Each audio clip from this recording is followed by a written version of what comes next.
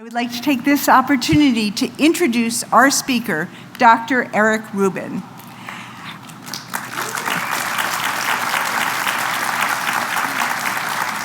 We actually overlapped as undergraduates at Harvard College. He then did his MD and PhD at Tufts, where he studied botulinum toxis, but unfortunately, he did not get the patent for Botox. Sorry about that. After training in internal medicine and infectious disease, he has been a valued faculty member at Harvard and has focused his scientific studies on mycobacterium, enhancing our ability to treat tuberculosis and related disorders. Since 2019, he has been the editor-in-chief of the New England Journal of Medicine and has been a key voice in responsible scientific communication, something that we all endeavor to do. His work has been honored and recognized by election to the American Association of Physicians and the National Academy of Medicine. I look forward to his talk today. Dr. Rubin?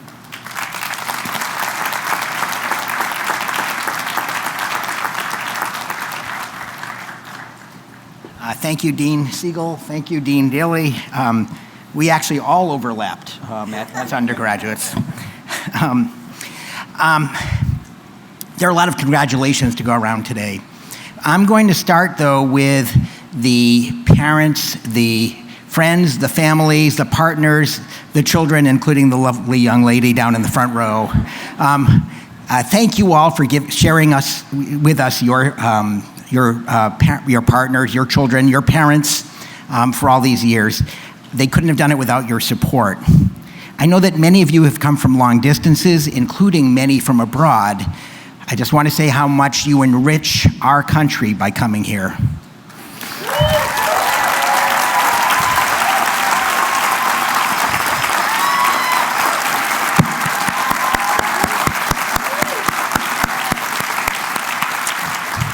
I also want to congratulate the faculty on helping these students achieve their goals. I had the lucky chance to teach some of you these last couple of years, and I can say what is true for me and all of the faculty is we probably learn more from you than you learn from us. And then, of course, I want to congratulate the graduates. But I have to temper my congratulations a little. I'm uncomfortable saying this, but you could have gotten a master's in anything. You chose medical science, but you could have done forestry or architecture or English literature. But just think about what it would mean to have a degree in English Lit. Let me give you an example. Last week, there was a group of scholars that got together and decided to change the name of a medical syndrome from PCOS or PCOS to PMOS or PMOS. Now, that actually is significant, as people seem to understand out there. But what it means for me is next time someone tells me that she has PMOS, I'm going to have to nod my head wisely and then go look it up on the phone. But think about if you'd been an English Lit major. There really hasn't been a group of scholars that would get together and decide that the line from Hamlet should read, to exist or not to exist. Because Shakespeare just doesn't change, but medical science does. I mean, think about it in historical terms. It wasn't that long ago that doctors were using leeches, bleeding, for almost any disorder. But with the advent of modern evidence-based medicine, we don't use leeches anymore. And that has consequences. Countless leeches have lost their jobs. I mean, change is built into medical science, and it happens really fast.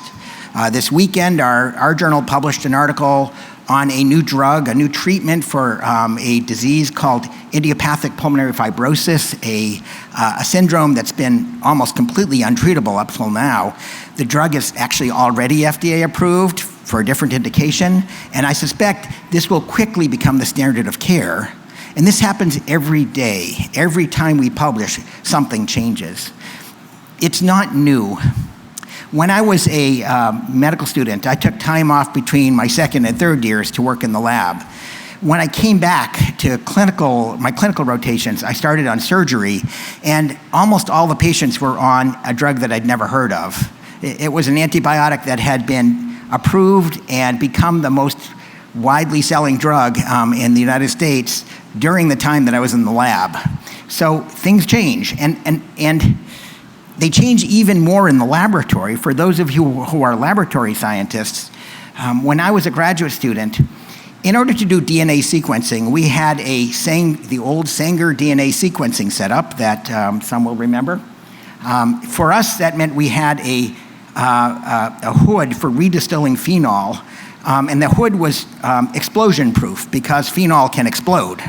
And then we had this high-energy electric power supply for running these big, huge gels, and that was in a special cabinet with an argon fire suppression system in case it exploded.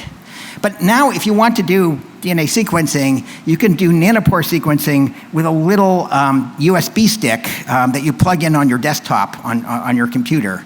Not only does that provide millions of times more information than our old gels did, but it hardly ever catches fire. So there are huge improvements. But change happens, and we are the agents of change.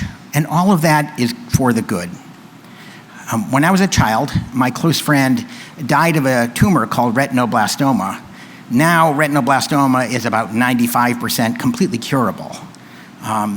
The death rate of heart disease has plummeted, both due to better treatment and better prevention. And even genetic diseases like sickle cell anemia or beta thalassemia are potentially curable now. And these advances all came from the laboratory and were put into practice through collaborations between biologists, chemists, pharmacologists, pharmacists, toxicologists, and armies of doctors and nurses and other research staff. Seeing successes like this is part of why we want to do medical science. They also illustrate its challenges and its joys. Let me focus on a few. The first is both a challenge and a joy. That's collaboration. Biology and chemistry aren't theoretical sciences. You have to get your hands dirty. And as technology has advanced, you often need expertise that you don't have. In other words, to get anything big done, you need help. And help is here. One of the great things about medical science is that people really enjoy their jobs. They're interested in what others are doing, and in my experience, they really want to work together.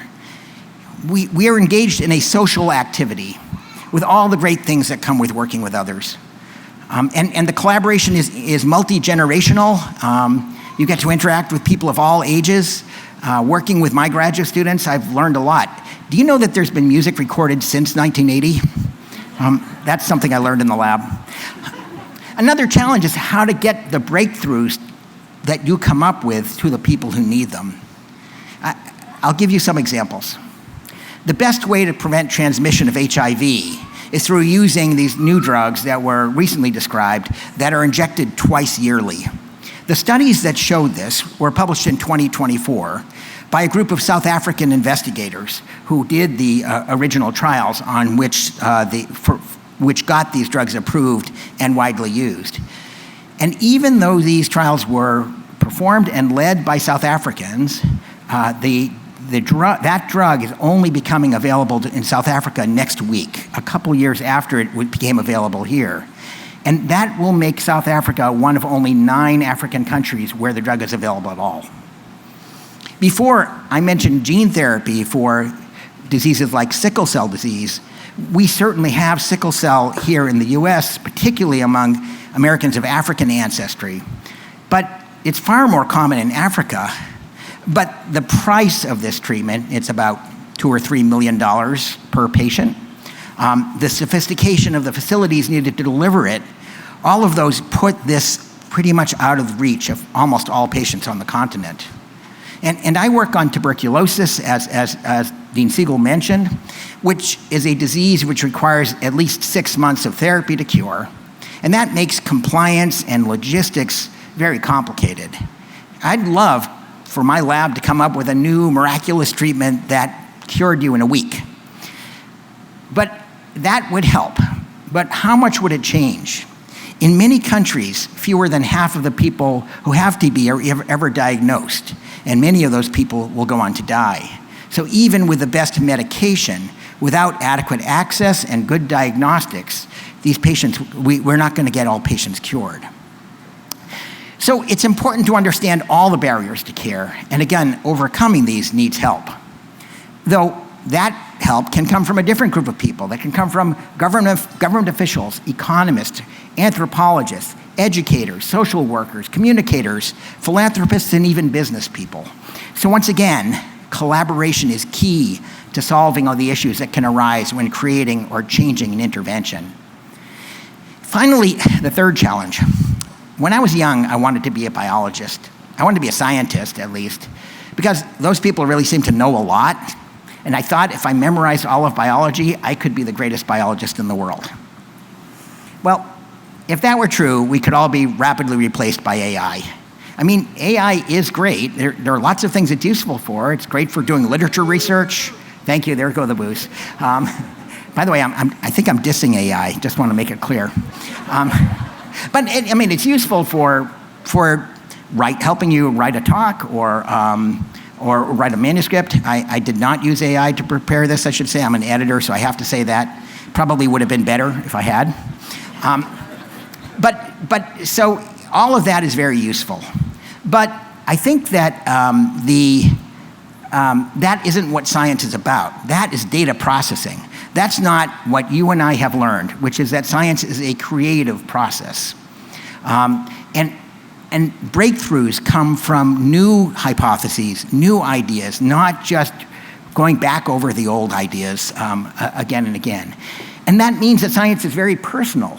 It means that your thoughts are going to be unique, and your way of approaching a question are going to be unique. And that makes us, as scientists, the most valuable part of contributing to the advances that we've been talking about. So, let me just catch up a little bit here. I'm reading Dr. Daly's manuscript here. Of course, not everything will work out. In fact, if you're taking chances, many will not. Breakthroughs don't happen often, and we might be lucky to participate in a limited number during our time in research, which is why the process is so important. How many people wake up in the morning and say, I can't wait to get to work? I can tell you my wife, who's a lawyer, does not say that. But many scientists do, because it's really fun.